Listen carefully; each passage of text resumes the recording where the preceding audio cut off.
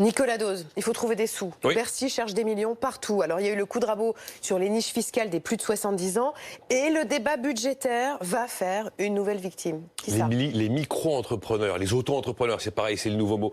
On va aller rogner leurs exonérations de cotisations dont ils bénéficient et ça pourrait rapporter 2 fois plus que pour les retraités d'ici 2022, 600 millions d'euros par an contre 360 millions pour les retraités. En plus, c'est demain, hein, c'est mardi 1er octobre, paf, décret. Alors l'idée, c'est qu'aujourd'hui, quand vous créez votre boîte, votre micro-entreprise, pour vous tout seul généralement, hein, c'est sur les minima que vous allez vous payer tout seul, vous avez 75% d'exonération de cotises la première année, 50 la deuxième, 25 la troisième.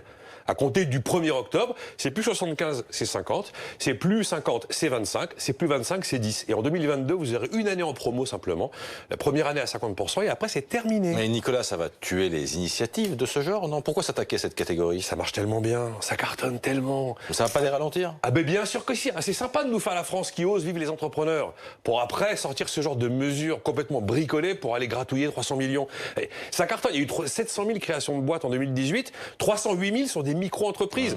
La boîte que je me crée moi-même pour moi, et ce qui est très très sain, dans une économie qui bouge. Donc les vaches à lait, on les voit, c'est les cadres sur les allocs chômage, les retraités, dès qu'on a besoin d'un peu d'argent, on y va, et là les micro-entreprises. Après, une fois de plus, c'est de l'instabilité fiscale. Cette aide-là dont ils bénéficiaient, on la leur a accordée il y a moins d'1 an, et puis on la reprend maintenant, et puis on s'étonne que les gens croient pas aux promesses de baisse d'impôts, et qu'ils aillent gonfler leur livret A plutôt que de consommer. Enfin, il y a un moment, c'est normal tout ça. Après, on est aussi devant une complexité administrative de dingue. Le gars, micro-entreprise, comment on s'y retrouve dans cette jungle-là complètement illisible de fiscalité?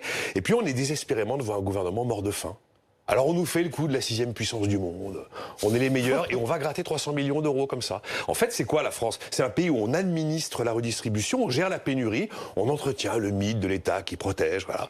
Et puis, ça me rappelle une formule de Ronald Reagan. Ronald Reagan disait de la France, et c'est assez vrai quand même, hein, il disait en France, voilà, tout ce qui bouge, on va le taxer. Tout ce qui bouge encore, on va le réglementer. Et puis tout ce qui ne bouge plus, on va le subventionner.